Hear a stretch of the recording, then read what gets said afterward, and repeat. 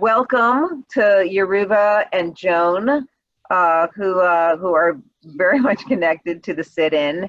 Yoruba is the director, and Joan is the producer of this incredible film. And we were talking a little bit before about how we went back and forth about, having this film. We were definitely going to open with it in June, and it was ready to open. And then when we called you back, Yoruba, and said, hey, you're opening the festival, you were like, we're sort of moving into that distribution world. And which is what I think is happening a lot. So we are so excited that we just made the decision that we were going to open with this. And I think it was really important for us to do that because we really wanted to open with a focus on activism and especially during this time, and maybe having people think about their own activism. So you're on mute. So I'm going to have you unmute and just let's start with you and just talk about like how this project even came to you. I mean, we were with us last year, thank goodness, in person for the Green Book. So can you just talk a little bit about this piece, because it really is pretty extraordinary? Yeah, absolutely. So, it started with Joan. Joan wrote the article in The Nation a few years ago about her discovery of this week. And she always knew that it should be a documentary. I mean, she had that vision, right? And Joan can talk about that more. But she knew she wanted to be a documentary, and then she started to bring in producers who could help make that happen. Joy Reid was one of them, who's an executive producer on the film, and Valerie Thomas, the other producer on the film. And then they began to look for a director to helm the project.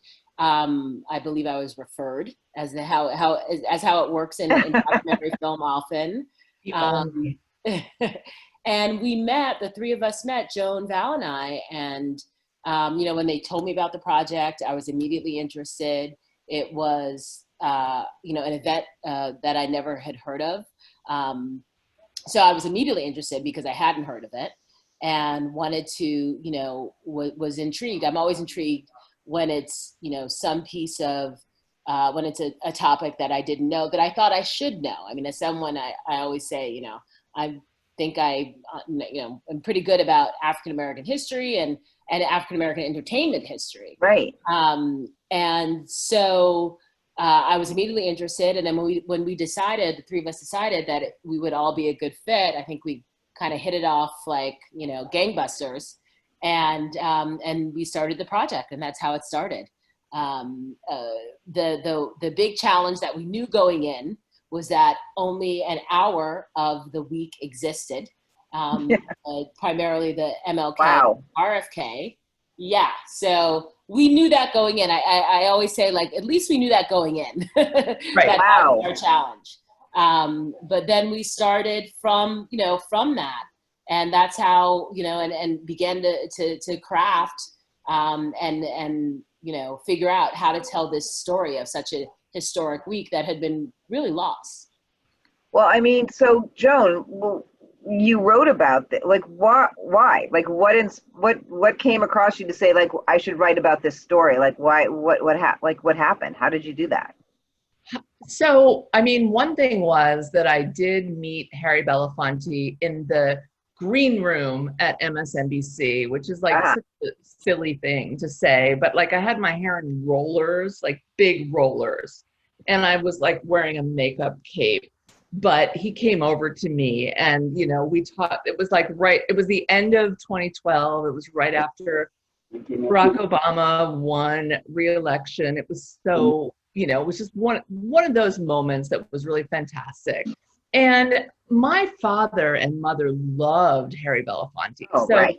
Meeting him was just an amazing point in my life. And I went and he just, published a memoir. And also there was a documentary, but I went and got the memoir, and, there's a whole chapter about this. I mean, I probably shouldn't say this because I should probably act like, we did some real sleuthing and found it, but it's a whole chapter in his book in 2013. And so I was like reading it, and it was just like, what? How do I not know this? You know, how do we, the three of us, not know this? You know, like, and so I just started asking people questions, and I wound up meeting Harry at a March on Washington event, which would have been in 2013 because that was the 50th anniversary, right? And he was like, you know, I'm so flattered. I can't believe that you want to do something like this, but I couldn't do anything like it. You know, I'm a writer. I can't, you know, so I just wrote about it. I just, you know, made peace with the fact that I just had to write about it and let, you know, the chips fall where they may. And so, I mean, but that's the most important part of this, right? Is that you wrote about it. Yoruba makes a movie about it. I mean, if you didn't write about it, then that wouldn't happen. And so sometimes we feel like, well, I couldn't do that, so I can't make a movie about it, so I'm not going to do it. And therefore that goes, you know, so we don't hear about this story. I mean, so I've heard so many people say, I had no idea that happened. Yeah. Like, wow. And it's so relevant today. Yeah, I mean, first of all, I just want to say, Joan, you're being a little too modest about, you know, oh, I didn't know how to do it. You also had the vision. And really, you know, so much of filmmaking is about vision, having the vision, right? And then putting the vision and putting the pieces together to make it happen. So Joan had the vision that this could be a film, and, you know, began to bring in the folks who can execute it. And here we are today. Wait, so what was your question? Do you have a question? I just had to. No, I was just saying. Being too modest. No, it wasn't really a question. It was just more like that. Oh, the relevancy. Without the writing, without, you know, this connection, then we wouldn't have had this story. Yes, and the relevancy. I mean, we started this film in earnest, in January 20, I get all my dates mixed up. Me too. But it was in January of 2019. Right. I mean, we met. So, you know, we met and we had lunch, and it was probably September of 2018, like it was the fall of 2018. And we got together and we were all, I mean, I don't know how you felt, but Valerie and I walked away and we were like, my God, this is meant to be. Like we were like, had you seen the Green Book and everything else that she's done? No, the Green Book hadn't come out yet. Oh, so okay. Came to the premiere it was about to come out, right? But we hadn't. But we just we had a great lunch. It was really fun. You know how that goes. Yeah, right. That matters.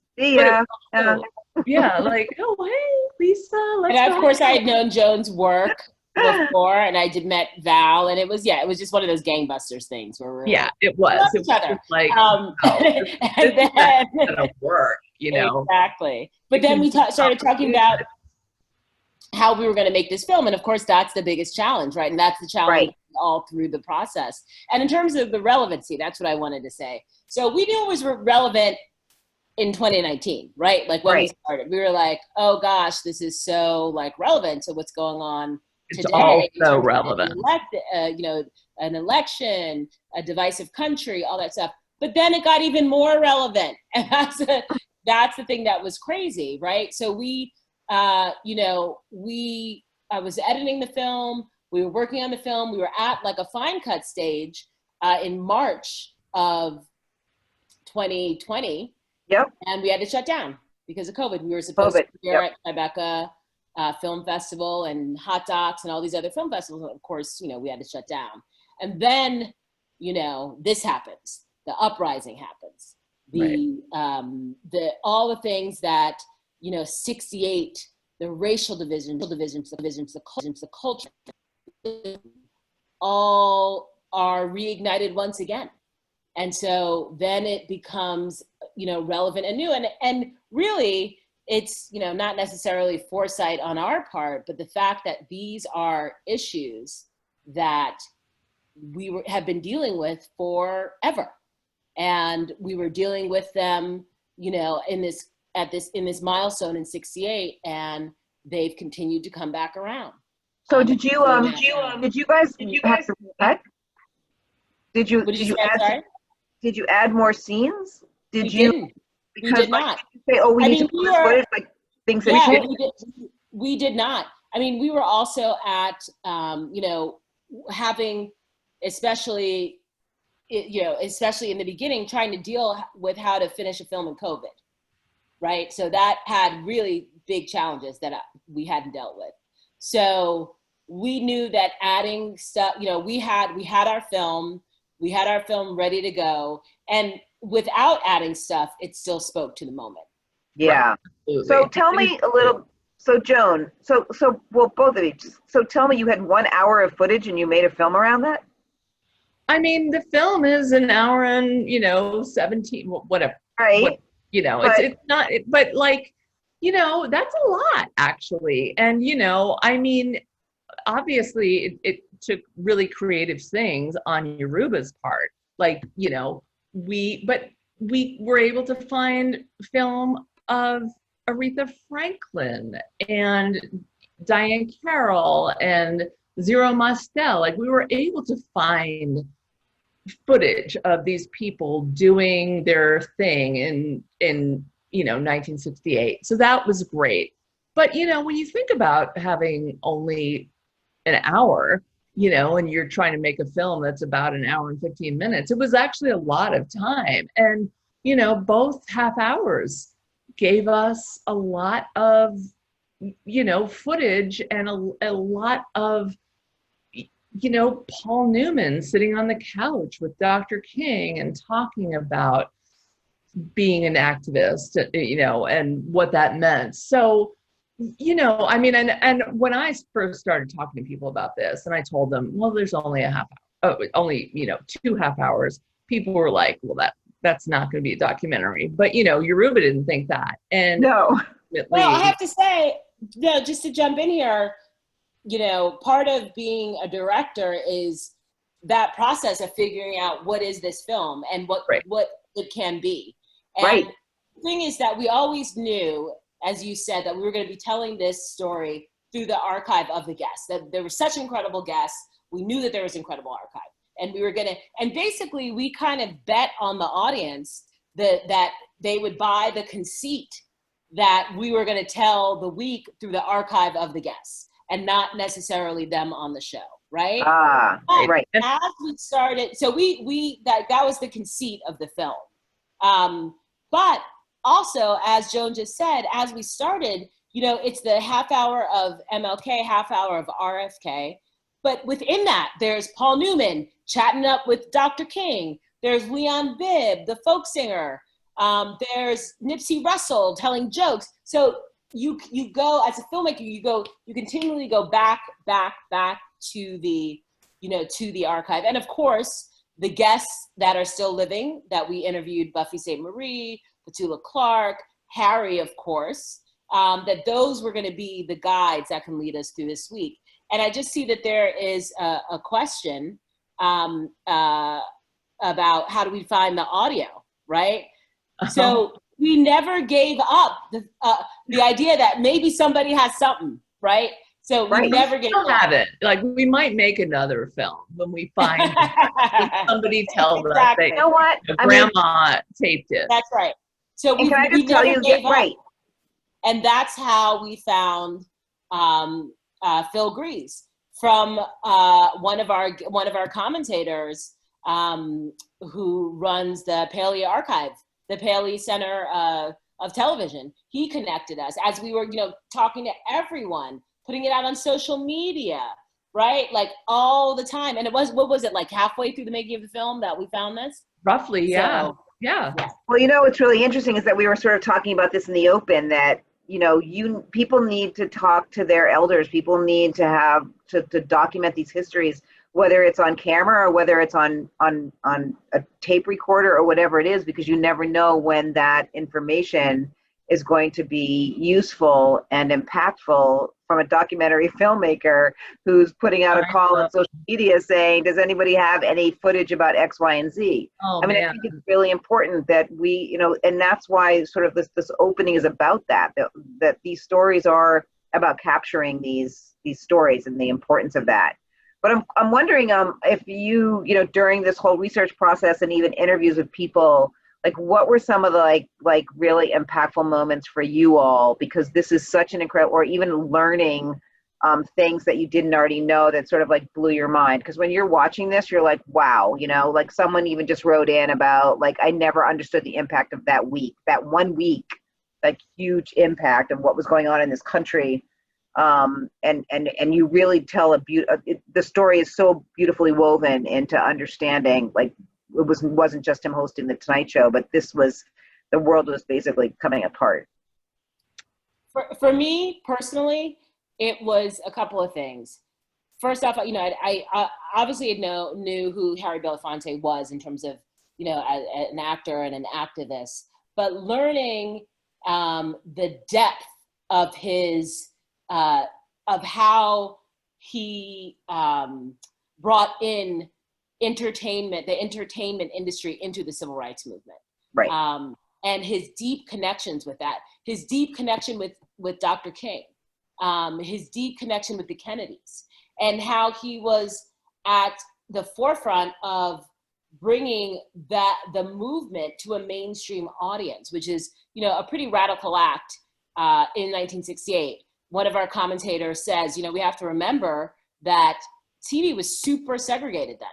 Mm-hmm. So it's highly unusual to have, you know, a majority Black guest, to have actors, activists on mainstream television. There were only 3 channels then, right?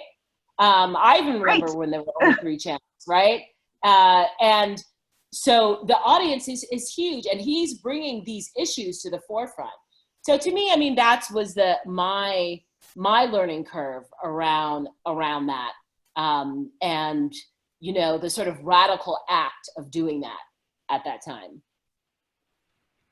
I mean, for me, honestly, it was listening to both Dr. King and Bobby Kennedy be kind of uncertain about what the next steps should be. Like both of them, I mean, Dr. King knew he was going to do the Poor People's Campaign. Right. He was going to move from, you know, strictly racial activism to racial and class activism.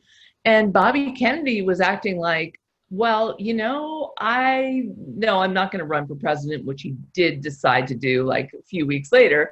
But like, my position on the Vietnam War as a minority position, they were both kind of subdued. You know, they were both kind of not, hey, I'm on the Tonight Show, da da da da. We're gonna, you know, change the world, and here's how it's gonna happen. They both seemed a little bit, I don't know, I don't want to say depressed, but a little bit subdued.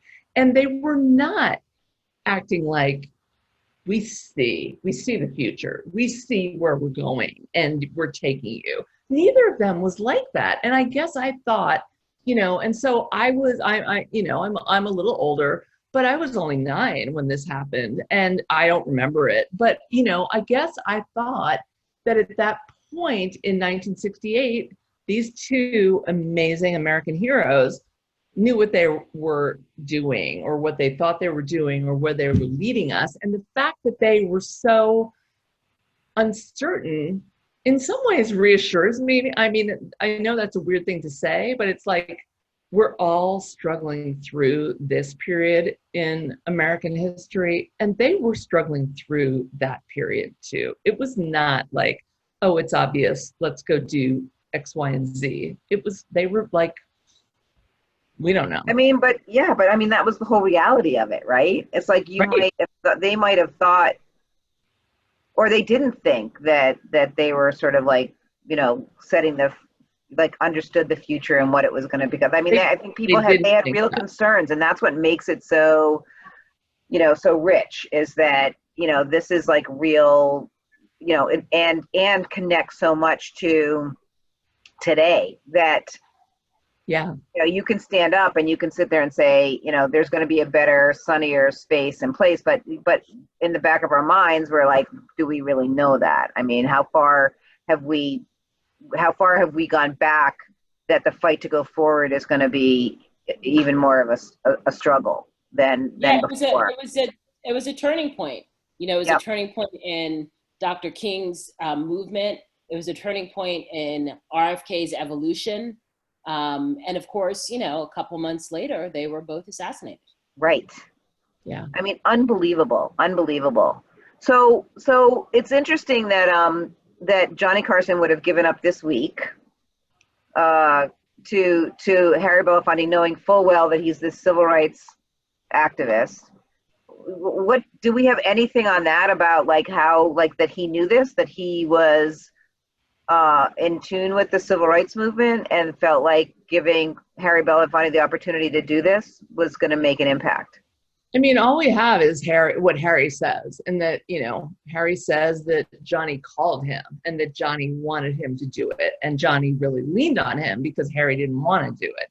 And then we also have, you know, his wonderful secretary from back in the day, who is also like, you know, Johnny wasn't political, but Johnny cared about these issues. So between those things, and, you know, we've got some scholars, but I don't, you know, I mean, I really do think we have created the reality, thanks to Harry, that, okay, no one thinks Johnny is political, and Johnny did some conservative things later in his life, but Johnny wanted this to happen. And I think that is clear. I think for me, it's also the fact that Harry was such a huge star, right? Yes. Like, he was such a multi-hyphenate star on stage, on screen, on the big screen and the small screen, that Johnny knew he was the guy. You know, as one of our commentators says, he was the guy. He could bring and discuss these issues in a way that was insightful, but also entertaining, right? Because that is, you know, it's still about ratings, it's about being entertaining, and he could handle both of those things. Well, that's absolutely, and that, you know, that's what I was going to say. This was entertainment. This was an entertainment vehicle, and what a perfect opportunity for him to do that. Yes. So when you were making this, and now that it's finished, you know, what has the reaction to it been what you expected? For me, quite frankly, and I think it's because, you know, again, the situation that we find ourselves in politically, you know, it's exceeded my expectations.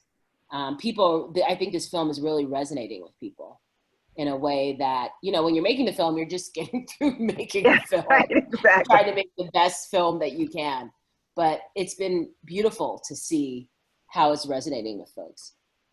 Yes, I agree. We had no idea, but it's been amazing. The reaction, it's been beautiful. So, you can probably see that chat, and it's the question that we always ask, like, what you're, you know, I mean. Absolutely, yeah. We're waiting for your next thing, and Joan as well. You know, the question for you as well is what you're bringing forward for us to digest.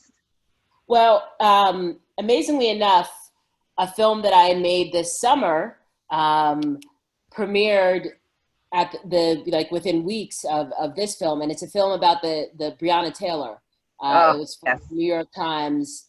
New York Times presents, and it's called The Killing of Breonna Taylor, and it's about the life and death of Breonna, the young woman in Louisville who was shot and killed by police.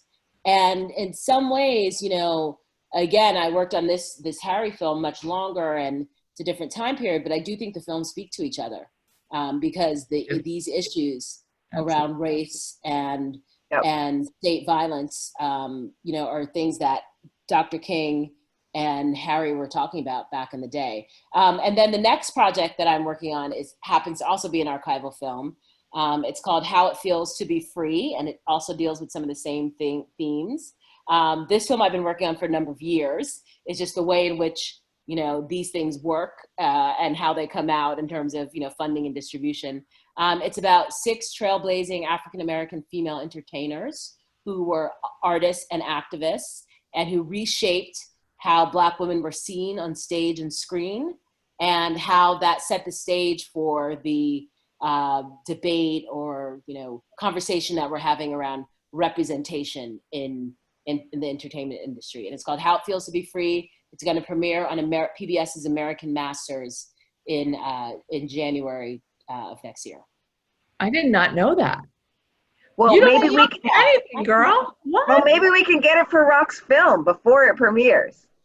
Well, it's going to be January 2021. I don't know. We're going to have much time before. Yeah, we'll do a screening of it or something.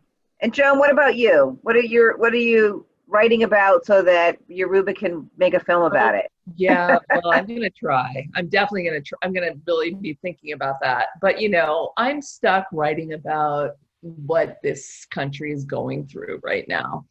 And this film, you know, this film was such a relief and such a godsend to me to take me out of what we've been going through.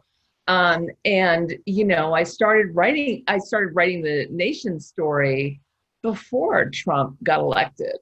And then I finished it after. Like, I was just like, I can't, you know, I just can't deal with this. And I finished it.